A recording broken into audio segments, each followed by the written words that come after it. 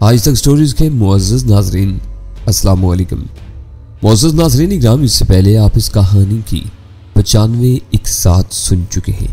आप किस्त 96 मुलाहिज़ा फरमाएं।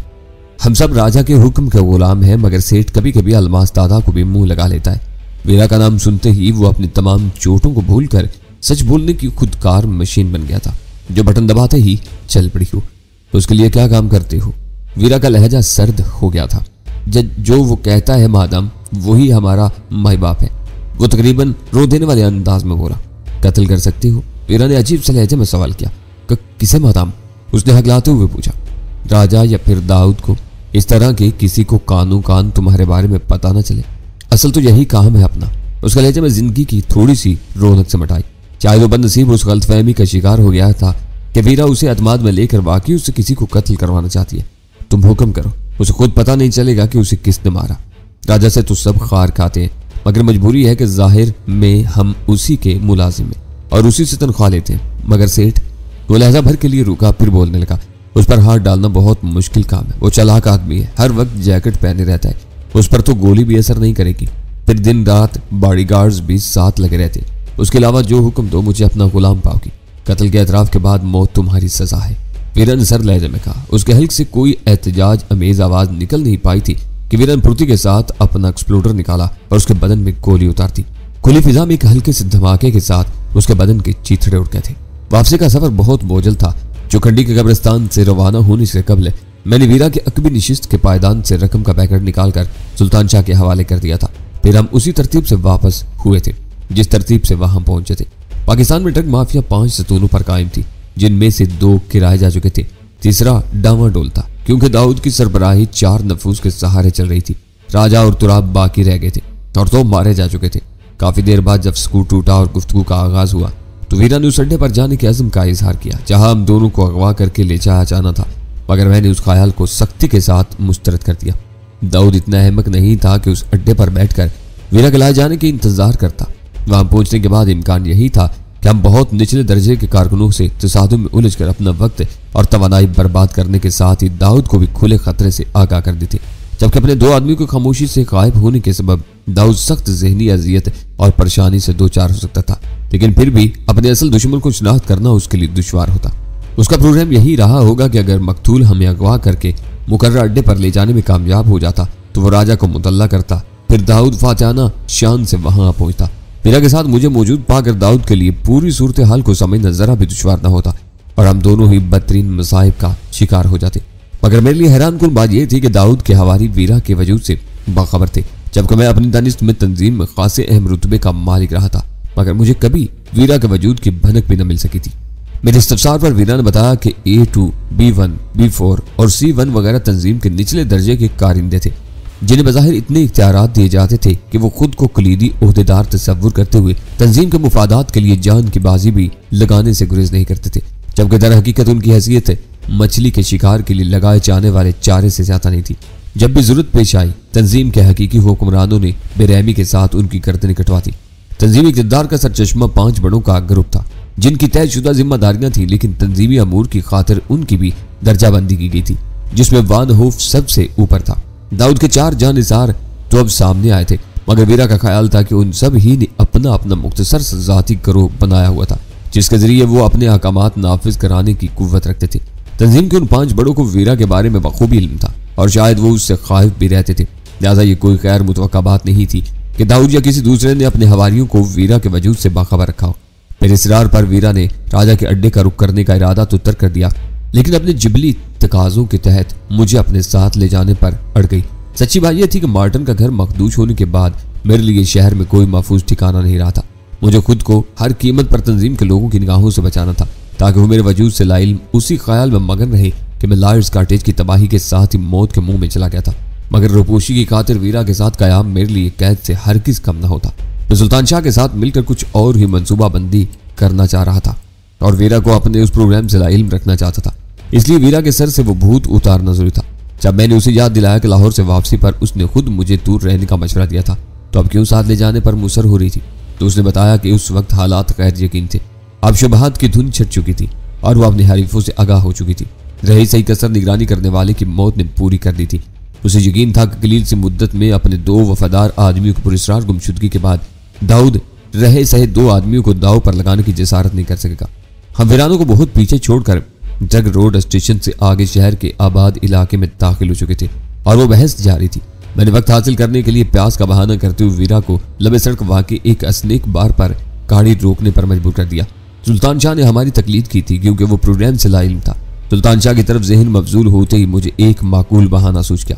मैंने वीरा से कहा कि जब बुरे वक्त में सुल्तान शाह मेरे साथ लगा रहा तो अब जरा सी तब्दीली के लिए उसे तनहा छोड़ना मुनासिब ना होगा। फिर मैं लंदन रवानगी से पहले उसका कोई और बंदोबस्त भी करना चाहता हूँ जो वीरा के साथ रहते हुए मुमकिन नहीं है। वीरा लाख मुतबादल तजावीज़ पेश की लेकिन सुल्तान शाह की ज़ात उस मौका पर मेरे लिए बहुत मजबूत बहाना साबित हुई और मैं बिलाकर वीरा को कायल करने में कामयाब हुई। क्या फिर तुम कहाँ क़याम करोगे? उसने हथियार डालते हुए सवाल किया। फ़ोन पर आगाह कर दूंगा, अभी तो खुद बेखबर हूँ। मैंने कोल्ड ड्रिंक की बोतल से आखिरी घूंट लेते हुए कहा, बस ये ख्याल रहे कि मैं 1-2 रोज में लंदन रवाना हो जाऊंगी और अगर दाऊद का पैगाम फ्रॉड साबित हुआ। मैंने अजराह तमस्कर सवाल किया, ऐसी सूरत में अकेली चली जाऊंगी? वैसे मुझे ये उम्मीद नहीं कि ऊपर वालों के अहकामात के बारे में दाऊद मुझसे झूठ बोलेगा। बस खुशकिस्मती से उसे फायदा उठाने का मौका मिल गया। मेरी भी यही कोशिश है कि जल्द अज जल्द निकल जाऊं। जैसे ही वीरा का मसला हल हुआ मेरी भी यही कोशिश है कि जल्द अज जल्द निकल जाऊं।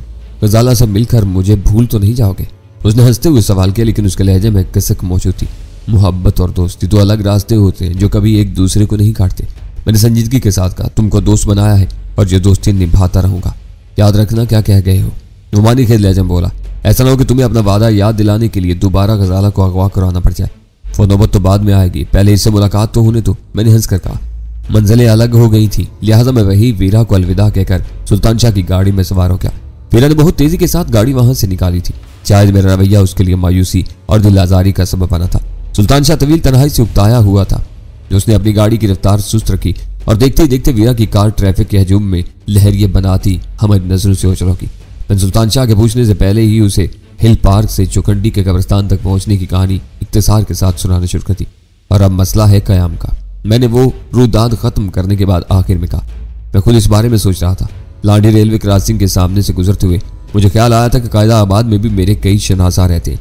तुम तंग मकान में 1-2 रातें गुजार सको तो कोई ना कोई पनाह दे ही देगा।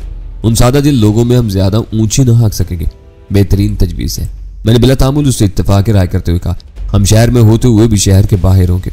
सवारी होने की वजह से कोई दिक्कत भी ना होगी। बस तो फिर ये याद रखना कि ये गाड़ी मेरी मलकियत है जिसे मैं टैक्सी के तौर पर चलाता हूँ और तुम मेरे दोस्त हो।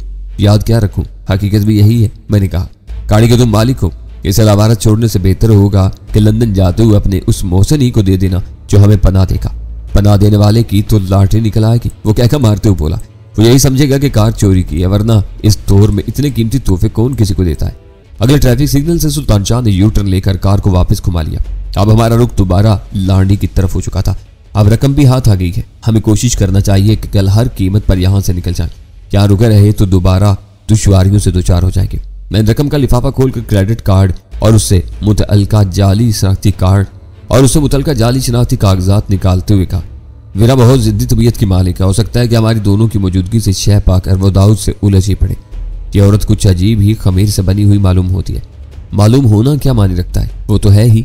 खुद सोचो कि इतनी उम्र गुजार लेने के बावजूद वो जमाने के सर्द गर्म थपेड़े खाती अपने बाप को तलाश करती फिर रही है। दरअसल वल्दियत से उसी महरूमी के बना पर वो शिद्दत से एहसास कमतरी का शिकार हो गई। इसीलिए अपना वजूद मनवाने के लिए कलवत से जलवत तक हर मकाम पर इंतहा पसंदी से काम लेती है और उसी कदर हिसास भी है, वरना इतनी आसानी के साथ हमारे साथ ताउन पर आमादा न होगी होती। मैं तो पैदाइशी मुजर्रद हूँ। वो हंस कर बोला, औरतों की फितरत को तुम ही समझ सकते हो। हमारे कबीले में मर्द औरत को नहीं समझता, बल्कि औरत मर्द के मिजाज को समझने पर मजबूर होती है।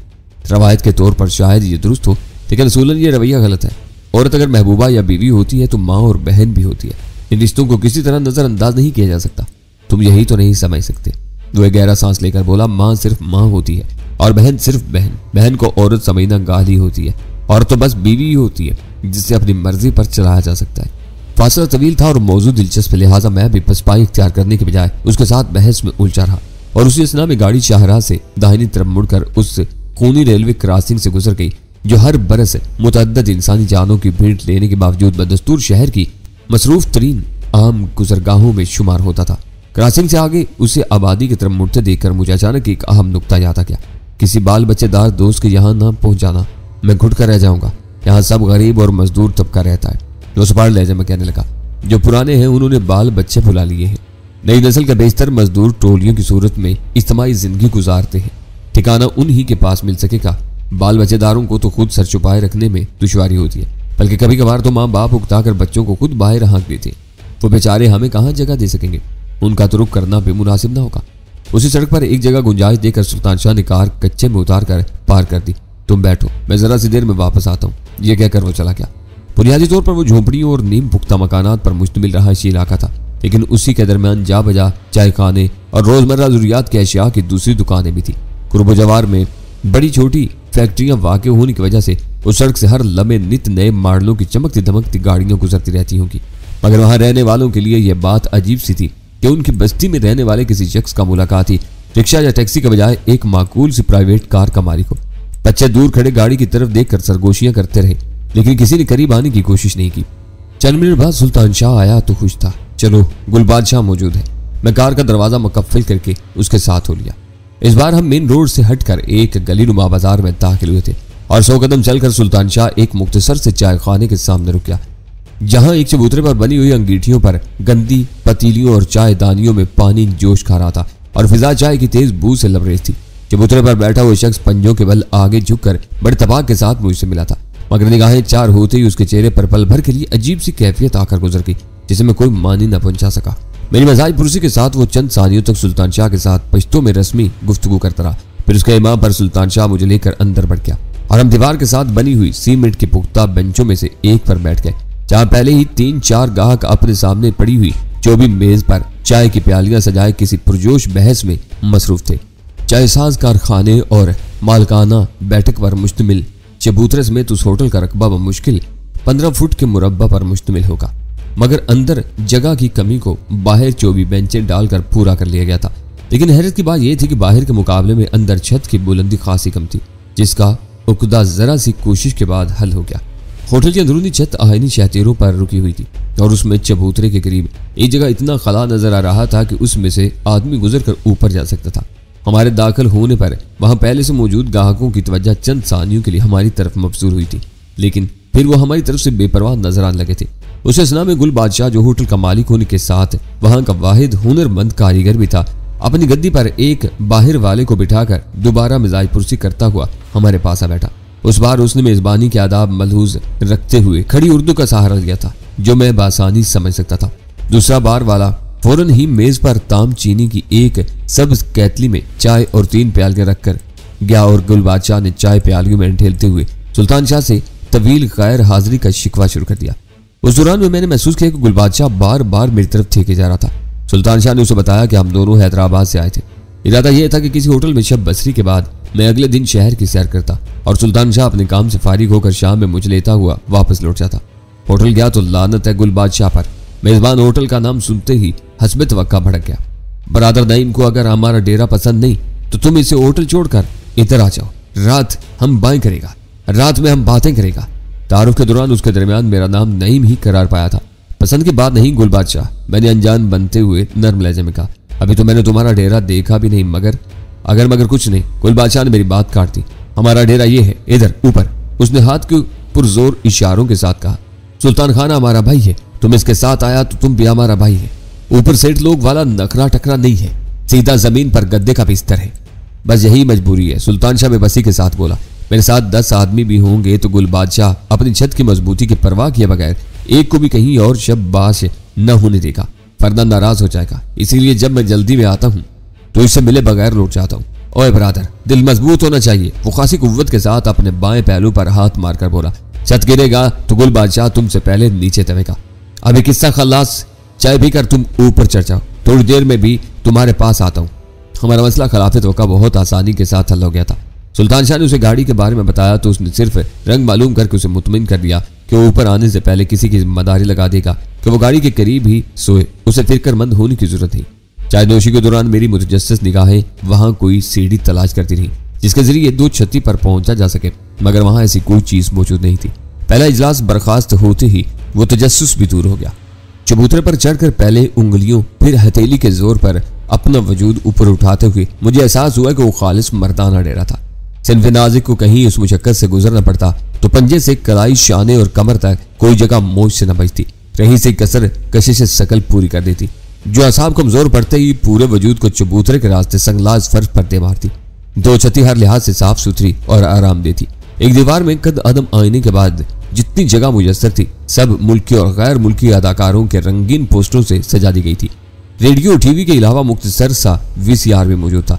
दाखिले के रास्ते के ऊपर उसी किस्म का एक और खला नजर आया, मगर वो एक नफीस और सुबक आयरन सीढ़ी के जरिए काबिल रसाई था। सुल्तान शाह से पता चला कि उससे ऊपर छत पर गुस्ल और हाजत रवाई की सहूलियात मुयस्सर थी। वहां बैठने के बाद जब मैंने सुल्तान शाह को गुल बादशाह के पहली बार मिलने पर चौंकने और फिर बार बार मेरी तरफ देखने के बारे में आगाह किया तो वो फिक्रमंद नजर आने लगा। यह बात तुम्हें पहले ही बताना चाहिए थी ताकि हम यहाँ न ठहरते। उसने धीमी तशवीशज़दा आवाज में कहा, क्यों, क्या ये तुम्हारे भरोसे का आदमी नहीं है? मैंने हैरत के साथ सवाल किया। खतरे की तरफ तो मेरा ज़हन गया ही नहीं था। फिर मुझे तुमसे अलहदगी में बात करने का मौका ही कहाँ मिला? नीचे तो हमारी सरगोशी तक उसके कानों में पड़ सकती थी। वफादार और दोस्तों के लिए कट मरने वाला आदमी है, लेकिन तुमने जो कुछ बताया उससे अंदाजा हो रहा है कि वो तुम्हें पहचानने की कोशिश कर रहा था। अगर उसने तुम्हें डैनी की हैसियत से पहचान लिया तो मुझसे हमेशा के लिए मुतनफ़र हो जाएगा कि मैंने उस पर भरोसा नहीं किया और तुम्हें उससे नईम के फर्जी नाम से मुतारफ करवाया। फिर तो ये भी हो सकता है कि वो उसे अपनी बेइज्जती तसव्वुर करते हुए हमें कोई नुकसान ही पहुंचा दे। सुल्तान की तशवीश मेरी समझ में आ गई थी। कुल बादशाह जैसे लोग मोहब्बत और नफरत के मामले में इंतहा पसंद और मगलूब और गज़ब होते हैं। अदा को जरा भी ठीस पहुंचे तो बरसों की रफाकत लम्हों में खूनख्वार दुश्मनी में बदल जाती है। मेरा ख्याल है कि अभी हमारे पास वक्त है, उसने पुरतफक्कर अंदाज में कहा। वह तुम्हें पहचानने की कोशिश जरूर कर रहा है लेकिन पहचान नहीं सका है, वरना उसका रवैया फौरन ही सर्द महराना हो जाता। वो नौबत आने से पहले ही हमें यहाँ से निकल भागना चाहिए। अगर तुम मुनासिब समझो तो यहाँ से भागने के बजाय उसे एतमाद में भी ले सकते हो।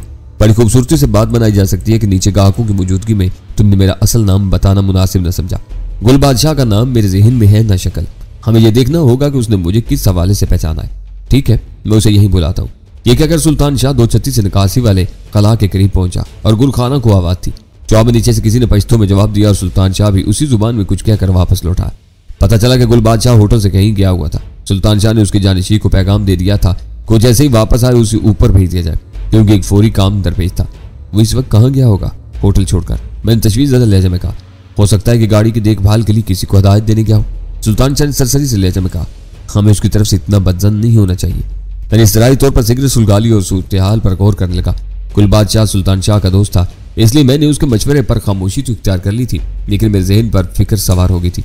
न जाने क्यों मुझे ऐसा महसूस हो रहा था जैसे वो 2 छती हमारे लिए चूहेदान बनने वाली हो।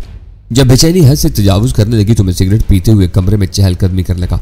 सुल्तान शाह उस वक्त मेरी दिली कैफियत को खूब समझ रहा था, लेकिन उस जुबान खोलने के बजाय खामोशी इख्तियार किए रखना ही मुनासिब समझा। फिर खुदा खुदा करके नीचे से गुल बादशाह की आवाज सुनाई थी और उसकी उंगलियां ऊपर रहनुमाई करने वाले खला से गुजरकर चौबी फर्श के किनारों पर झपकी।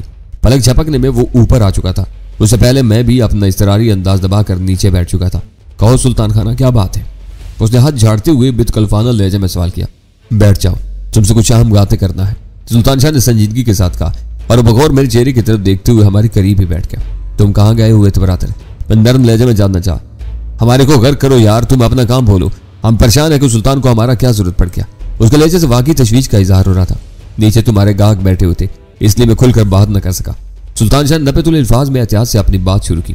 मेरे दोस्त को कुछ लोगों से अपनी जान का खतरा है, इसलिए इसने नईम का फर्जी नाम इख्तियार किया है, मगर इसका असल नाम टैनी है। कुल बादशाह का रद्द-ए-अमल काबिल दीद था। पहले उसके चेहरे पर खुशी की पुरजोश चमक नमूदार हुई, जो लहजा भर में हैरत में ढलकी। फिर वो मुतासफाना अंदाज में सर हिलाने का, तुमने ये राज बताने में बहुत देर कर दिखाना। वो दरमंदाना लहजे में बोला, मुझे तो देखते ही शुबा हुआ था कि सूरज चांदी पहचानी है, लेकिन तुमने फौरन ही गलत नाम बताकर मखमसे में टाल दिया और मैं ये कह ही नहीं सका कि तुम्हारा दोस्त मेरे लिए अजनबी नहीं है। अब तो मैं कुछ भी नहीं कर सकता। अब हाथ पैर मैंने खुद काट लिए हैं। क्या कह रहे हो? खुलकर बात करो गुल बादशाह। सुल्तान शाह उसे शानों से पकड़कर झंझोड़ते हुए दबी दबी हजियानी आवाज में बोला, मैं अभी वहीं से आ रहा हूँ। मैंने उसके दुश्मनों को मुखबरी कर दी है। वो मायूसाना लहजे में बोला। सुल्तान शाह के चेहरे का रंग फक हो गया। मेरा दिल उछल कर हल्क में आ गया।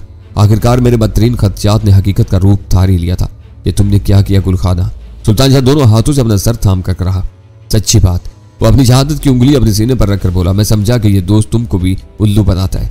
मैं सोच भी नहीं सकता था कि तुम मुझको जानबूझकर गलत नाम बताओगे। मजबूरी थी गुलखान। सुल्तान शाह बेबसी के साथ बोला, होटल में तुम्हारे गाहक बैठे थे। मैंने सोचा था कि ऊपर आओगे तो पूरी बात बता दूंगा। तुम्हारी वजह से मुझे अपनी आंखों पर यकीन नहीं आ सका था। मुझे बस शुबा था और मैंने उन लोगों को भी अपने शुबे से आगाह किया। तस्दीक किए बगैर वो इस पर हाथ नहीं डालेंगे। पक्की बात कहता तो अब तक यहाँ आ घुसे होते। सूरत हाल यक बयक बेहद संगीन हो गई थी। मेरा नाम और मेरी सूरत शहर में इतनी भी गैर मारूफ नहीं थी जितनी मैं समझता रहा था। पनाह हासिल करने के लिए लाड़ी जैसा दूर उफ्तादा इलाका भी अब अपना मदफन बनता नजर आ रहा था। अगर मुखबरी से बढ़कर तुम्हारी मुझसे कोई अदावत नहीं है तो हम दोनों को खामोशी से निकल जाने दो। हम शहर में कहीं भी अपना इंतजाम कर लेंगे। तुम बाहर कदम भी नहीं निकाल सकते। वो मायूसाना लहजे में बोला। बाहर मुसल्ला आदमी तुम्हारी घात में बैठे हुए, तुम्हें पहचानते ही वो बेदर्दी के साथ तुम्हें गोलियों की बाढ़ पर रख लेंगे। उन्हें यह भी परवाह न होगी कि तुम्हारे साथ 2-4 बेगुनाह राहगीर भी मारे जाएंगे। अब तक तुम्हारी गाड़ी भी उनके कड़े पैरे में आ चुकी होगी। जब तक तुम अंदर हो, मेरी अमान में हो, तुम 10 दिन भी बाहर नहीं निकलोगे तो वो तुम्हारा इंतजार करते रहेंगे। मैं बेख्तियार अपनी जगह छोड़कर खड़ा हो गया। वो जो कुछ बता रहा था वो बहुत संगीन था। होटल में कदम रखते ही मेरी छठी हिस्स ने खतरे का जो अलार्म दिया था वो सुल्तान शाह की तमाम तरकुश ख्याली के बावजूद दुरुस्त साबित हुआ था। बाहर हर तरफ मोड़ डेरा डाले हुए थी और हम दोनों उस चूहेदान में बंद थे। वो तो गनीमत था कि उस वक्त हम दोनों मुसल्ला थे। सुल्तान शाह के पास एक्सप्लोडर फाजल मैगजीन समेत मौजूद था। मेरे पास आखिरी शिकार से छीना हुआ पिस्तौल मौजूद था जिससे एक भी गोली नहीं चलाई गई थी। बस गैर इरादी तौर पर ही हमने असलहा गाड़ी में छोड़ना मुनासिब नहीं समझा था, वरना उस वक्त नहत्ते ही होते। हमारी तमाम सफरी दस्तावेजात ट्रैवल एजेंट के पास थी और क्रेडिट कार्ड समेत सारी रकम मेरी तहवील में थी। यानी फरार की कोई राह मिल जाती तो हम कार छोड़कर बआसानी कोई भी राह इख्तियार कर सकते थे। तुमने हमें इम्तिहान में डाल दिया है कुल बादशाह। सुल्तान शाह के लहजे में हल्की सी नागवारी पैदा हो गई थी। दुश्मनों से इतना ही प्यार था तो उनको खबर पहुंचाने से पहले मुझसे तो एतमाद में बात कर ली होती। अब तो तीर कमान से निकल चुका है। जो चाहे कहते रहो, हालात बदल नहीं सकते। उसने मजबूत और पूरा एतमाद लहजे में कहा। अजाले की एक ही सूरत है कि मुझे असलहे के जोर पर यरगमाल बनाओ और मेरी आड़ में निकल जाओ। हो सकता है कि वो तुम्हारी जिंदगी की परवाह किए बगैर फायर खोलते। वो फिक्रमंदाना अंदाज में बोला। मैं उस मौत को अपनी सजा समझकर कबूल करने को तैयार हूं। उसका लहजा अटल था। इतनी उजलत मुनासिब नहीं। मैंने चंद सानियों के सकूत के बाद कहा, हम यहाँ रात तो गुजारने के लिए आए ही हैं। जब तक मुसल्ला आदमियों को कोई तशवीश नहीं होगी। हाँ, दिन चढ़े भी हम अंदर मुकैयद रहे तो वो चकन्ना हो जाएंगे। इसलिए हमें रात भर में सोचकर कोई ना कोई राह निकालना होगी। अगर अभी भी तुम मुझे डैनी का असल नाम ना बताते तो बखुदा मैं तुम्हें एक लफ्ज भी ना बताता और तुम बाहर निकलते ही बेखबरी में मार लिए जाते।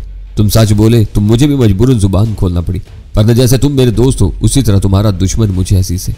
उसके आखिरी फिक्रे ने मुझे चौंका दिया। उस वक्त बस तंजीम ही मेरे लहू की प्यासी हो सकती थी, लेकिन उनकी सफ़ों में बज़ाहिर ऐसा कोई शख्स नहीं था जो गुल बादशाह का उस हद तक हम मिजाज होता कि उन दोनों की रफाकत मिसाली समझी जाती। तुमने मेरे बारे में खबर किसको पहुंचाई थी? मैंने आयस्की के साथ सवाल किया। पहली बार उसके लोगों पर हल्की सी इस्तिज़ा मुस्कुराहट नजर आई।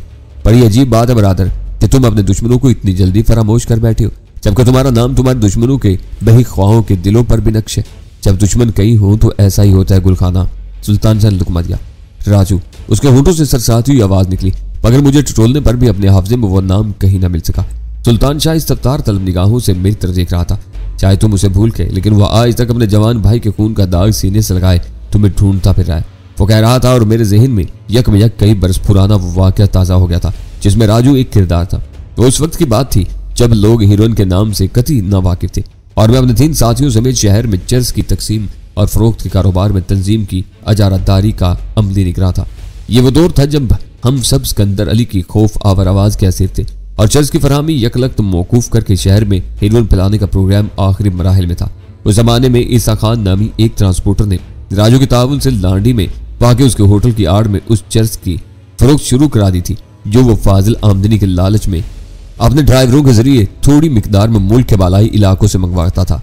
उसकी वो हरकत तंजीम की अजारदारी में मुदाखलत तसव्वुर की और तंजीम के मुसल्ला कारिंदों ने एक रात होटल में क़यामत मचा दी। होटल बर्बाद हो गया और उस तसादुम में राजू का भाई मारा गया, मगर राजू के भाई के कत्ल से मेरा तो कोई ताल्लुक नहीं था। मैंने माजी की यादें गुरेदते हुए तहय्युर अमेज आवाज में कहा, अगर वही मेरे खून का प्यासा है तो मुकाबले से पहले मैं उससे मिलना चाहूंगा। उन दिनों मैं भी उसके लिए काम करता था। गुल बादशाह कह रहा था, उसके भाई के बाद तुम लोगों ने ईसा खान को भी मरवा दिया। उसकी मौत के बाद न जाने कितने घरों में महीनों चूल्हे रोशन न हो सके थे। उस बार सुल्तान शाह की चौंकने की बारी थी। ईसा खान के वर्कशॉप में हेल्पर की नौकरी से उसने कराची में अपनी जिंदगी का आगाज किया था, क्योंकि वो मुकर्रम खान का दोस्त था और मुकर्रम खान ईसा खान का दस्ते रास हुआ करता था। मेरे जहन में पुरानी तल्ख यादें सर उभारने लगी। मुकर्रम खान को ईसा खान की एक हरीफ की तलाश थी। वो उसका पता मालूम करने के लिए सुल्तान और अपने भाई अकरब के साथ तारिक अली के मकान में घुसा और वहां अचानक गोलियां चलने लगी। सुल्तान शाह और अकरब को वापस लौटा दिया गया और फिर तारिक अली को तंजीम के किसी कारिंदे ने हलाक कर दिया। मेरे शुबहात ईसा खान की तरफ गए। उसी दौरान वो मुकर्रब और अकरब खान भी मार डाले गए। ईसा खान ने खौफजदा होकर सुल्तान शाह का हिसाब बेबाक किया और उसे पहली फुर्सत में शहर से भाग जाने का मशवरा देकर गायब हो गया, मगर मैं उसकी राह पर था। सुल्तान शाह को अपने दोस्त तारिक का कातिल समझ रहा था, लिहाजा मैंने उसे अपनी गाड़ी में बिठा लिया। फिर उसकी दो टोक बातें मुझे इतनी पसंद आई कि मैंने उसे अपने साथ मिला लिया और उसी के बाद तंजीम के खिलाफ मेरी मुहिम जोर पकड़ती चली गई। उस दौर में मैं तंजीम के मुकामी मामला से खासा दूर हो गया था, लिहाजा मुझे अंदर के बतेरे वाकयात का इल्म नहीं था, मगर अब गुल बादशाह बता रहा था कि ईसा खान भी मरवा दिया गया था। उस तस्दीक के बाद सुल्तान शाह को भी बड़ा कलक हुआ कि उसका मोहसिन और मुरब्बी भी खून रेजी का निशाना बना था। ईसा खान और राजू के ताल्लुक का मुख्तसर सा खाका सुनने के बाद सुल्तान शाह को पूरी सूरत हाल का एहसास हो गया, मगर गुल बादशाह पर उस कहानी का कोई असर नहीं हुआ। वो जज्बात से आरी अंदाज में सब कुछ सुनता रहा। राजू अब वो आदमी नहीं रहा जो बरसों पहले था। वो मेरे खामोश होने पर बोला, उस वक्त वो असलहा जेब में लिए इन गलियों में मारा मारा फिरता था, अब वो एक सख्त गिर और खूनखार आदमी है जिस तक पहुंचना नामुमकिन है। आजकल आधे शहर में उसी के अड्डे चल रहे हैं। उसने तुम्हारे आदमियों को पकड़कर मौत की सेज पर उन्हीं से गुलवाया है कि इन दिनों शहर में जो कुछ होता था तुम्हारे हुक्म से होता था और तुम खुद को मंशियात की दुनिया का बेताज बादशाह समझते थे। मैं एक बार फिर उससे मिलना चाहता हूँ, उसी के बाद मौजूदा सूरत हाल के बारे में कोई फैसला करूंगा। मैंने पुरस्कून लहजे में कहा, अगर वो तसादुम पर अड़ा रहेगा तो हम भी उसके 2-4 आदमी गिराकर ही जेर होंगे। यह मालूम हो जाने के बाद कि अब मेरे मुकाबिल तंजीम नहीं बल्कि राजू और उसका गिरोह है। मैं ज़हनी तौर पर खुद को बहुत हल्का महसूस कर रहा था और दिल ही दिल में गुल बादशाह का ममनून भी था कि उसने बर वक्त हमें सही सूरत हाल से आगाह कर दिया था। मैं अब कुछ भी न कर सकूंगा बरादर। गुल बादशाह मुआज़रत ख्वाना लहजे में बोला, वो पागल आदमी है। मैंने तुम्हारी तरफ से उसे कोई पैगाम भेजा तो तुम्हें भूल कर मेरे खून का प्यासा हो जाएगा। मैंने उसके आदमी को बेखबरी में शिकार को दबोचने के मौके से महरूम कर दिया। अब तो बस यही एक रास्ता है कि उससे उलझे बगैर चुपचाप निकल जाने की कोई तरकीब सोचो। बाहर उसके कितने आदमी होंगे? सुल्तान शाह ने सवाल किया। कुछ पता नहीं, 2 भी हो सकते हैं और 10 भी, उसने जवाब दिया। मैं उसके साथ काम करता था, इसलिए अच्छी तरह जानता हूं कि डैनी का नाम मालूम हो जाने के बाद उसकी बस यही आरजू थी कि उसकी ऐसी ही छलनी की हुई लहू लुहान लाश देखे जैसे उसके भाई की मौत हुई थी। कुछ देर के लिए कमरे की फिजा पर बोझल सकूत छा गया। तीनों अपनी अपनी जगह सोचों में डूबे हुए थे। फिजा में बस होटल और गली से आने वाली मिली जुली आवाजों का शोर ही गूंज रहा था। मेरे पास एक क्लाशनकोव 500 राउंड समेत मौजूद है, चाहो तो वो भी ले जा सकते हो। गुल बादशाह ने पेशकश की। अपनी जल्दबाजी से हमारे लिए मसला खड़ा कर देने पर वो खासा पश्चिमान नजर आ रहा था। इसके अलावा कोई और हथियार है तुम्हारे पास? सुल्तान शाह ने पूछा। बस अल्लाह का नाम है, आजकल क्लाशनकोव से कम कोई हथियार रखना ही बेसूत है, वो पीकी हंसी के साथ बोला। फिर हमें क्लाशनकोव की जरूरत नहीं, हथियार मर्द का जेवर होता है, हम खुद गर्जी में तुम्हें उससे महरूम नहीं करेंगे। सुल्तान शाह ने फराग दिलाना अंदाज में कहा, ये सब पहाड़ों की रवायतें हैं, यहाँ तो उसे छुपा कर रखना पड़ता है। काफी देर के गौर के बाद अचानक मेरे जहन में एक चमाकास हुआ और मैं फौरन ही छत पर जाने वाले जीने की तरफ हो लिया। उन दोनों ने मुझसे कुछ पूछने की जहमत नहीं की, शायद वो यही समझे होंगे कि मैं किसी जरूरत के तहत ऊपर जा रहा था, मगर मैं उस वक्त एक और ही इम्कान का जायजा लेना चाह रहा था। वो चढ़ते चांद की इब्तदाई रातें थी, लिहाजा ये इम्कान नहीं था कि धुंधलाए हुए आसमान के पस मंजर में नीचे से मेरा हेवला देखा जा सके, मगर मैं फिर भी बहुत ज्यादा मोहतात था। सामने की समत का तो जायजा लेना ही बेसूद था, क्योंकि उधर बारौनक गली में बाजार वाक़ था। होटल की मुख्तसर सी इमारत के दाएं बाएं टीन की नीची छतों वाले छोटे छोटे मकान थे, लेकिन अगवी समत में देखते ही मेरे दिल में उम्मीद की किरण पैदा होगी। वो आबादी बहुत गुंजान और बेतरतीब थी, लेकिन फिर भी काबिजीन ने अपनी अपनी मलकियत की हदबंदी करते हुए अपनी सहूलतों का ख्याल रखा था। पुष्ट पर मकान एक दूसरे से मिले हुए होने के बजाय एक दूसरे से कमोबेश 10 फुट दूर थे और उस तंग सी गली में किसी मकान से नकासी का रास्ता नजर नहीं आ रहा था। तंग और घूर तारीख गली में से उठने वाले मुताफन भबकों से अंदाजा हो रहा था कि वो गली कूड़ा क्रिकेट फेंकने के काम आती होगी। सबसे अहम बात यह थी कि एन होटल की पुष्ट पर एक दूसरे से मुल्हिक कई मकानात की बुलंदी होटल जितनी या उससे ज्यादा ही थी, जिसके सबब होटल की अकबी दीवार का दूर से देखा जाना नामुमकिन होकर रह गया था। उस समत में गंदी गली होने के बायस किसी दीवार में कोई कुशादा खिड़की नहीं थी, अलबत्ता 1-2 रोशनदान नजर आ रहे थे। मैं फौरन ही दो छत्ती में वापस लौटा। मेरी दरियाफ्त पर गुल बादशाह का चेहरा खुशी से खिल उठा, क्योंकि आखिरकार उसकी सुरखरुई की एक सूरत निकल ही आई थी। कुछ देर तक अपनी तजवीज़ की जुज़वियात पर दबी आवाज में तबादला ख्याल करने के बाद गुल बादशाह नीचे चला गया ताकि मामूल के मुताबिक अपना होटल का काम संभाल सके। जाते जाते उसने हमसे खाने के बारे में बहुत इसरार किया, मगर उस कठिन सूरत हाल से 2-4 होने के बाद हमारी भूख सिरे से उड़ गई थी। फिर ये शुबा भी मेरे लाशऊर में कुलबुला रहा था कि राजू के आदमी बहुत बालादस्त थे। अगर गुल बादशाह हमारे होटल से खाना मंगवाता तो वो उसमें कोई ख्वाब और दवा मिला सकते थे, ताकि मुकाबले का खतरा मोल लिए बगैर बेहोशी की हालत में हमारी शनाख्त करते और फिर हम में से जो मतलूब होता उसे खामोशी से उठा ले जाते। 11 बजे थे। होटल जोरों शोर से चलता रहा, जिसका अंदाजा नीचे से आने वाली आवाजों से हो रहा था। उस दौरान में सुल्तान शाह ने गुल बादशाह की हदायत के मुताबिक उसके सामान में से दालून की एक मजबूत रस्सी तलाश कर ली थी जिसके सहारे छत से पिछली गली में उतरा जा सकता था। सुल्तान शाह खुद भी ऊपर जाकर पूरा जायजा ले आया था और उसका भी यही ख्याल था कि राजू के आदमियों ने गंदी गली को नजरअंदाज किया हुआ था, क्योंकि उन्हें शुबा तक न रहा होगा कि हमारी हिकमत अमली से मुतासर होकर गुल बादशाह हमें खतरे से होशियार कर देगा और हम आम रास्ते की बजाय अकबी सम से फरार होने की कोशिश करेंगे। सुबह की ड्यूटी वाले सो चुके थे, फिर रात वाले भी चले गए। उसके बाद आखिरी रौनक शायद शाम की ड्यूटी से लौटने वालों की थी। 11:15 बजे तक नीचे सन्नाटा छाने लगा और आवारा कुत्तों का शोर फिजा पर हावी होता महसूस होने लगा। सन्नाटा फैलने के बाद नीचे बर्तनों के साथ होटल का फर्श भी धोया जाने लगा। उन सब कामों से फारिग होकर गुल बादशाह 12 बजे के करीब ऊपर आया तो उसके बुशरे से तकान का इजहार हो रहा था। अरे तुम सोए नहीं अब तक? उस हैरत से ये कहते हुए होठों पर उंगली रखकर हमें मोहतात होने का इशारा किया था। तुम्हारे इंतजार में जाग रहे थे, गपशप लगा कर सो जाएंगे, सुल्तान शाह ने कहा। मैं जरा सी देर में ताज़ा दम होकर आता हूँ। गुल बादशाह ने ऊपर जाने वाले जीने की तरफ चढ़ते हुए मुझे अपने पीछे आने का इशारा किया और मैं जूते पहने बगैर पंजों के बल उसके पीछे हो लिया। उसके मुतात रवैये से जाहिर हो रहा था कि एक मरतबा फिर कहीं कोई गड़बड़ हो गई थी जो उसके बस से बाहर थी। सब कुछ गड़बड़ हो गया। वो छत पर पहुंचते ही दबी दबी मुतवहिश आवाज में बोला, वो लोग बहुत चालाक हैं। उनका एक मुसल्ला साथी नीचे खुरदरी बेंच पर लेटा ऊपर की सुन खुल ले रहा है।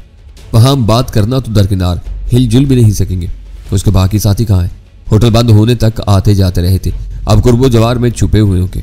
रात के सन्नाटे में वो खुलेआम तो निगरानी नहीं कर सकते, यहाँ रहने वाले उनको पकड़ लेंगे। तुम फिक्र ना करो, मैंने सोचते हुए कहा। हम 2 बजे अपने मंसूबे पर अमल शुरू कर देंगे। तो उस वक्त तकरीबन सारी आबादी गहरी नींद सो चुकी होगी। सब कुछ तय है, अब हमें बोले बगैर खामोशी से अमल करना होगा।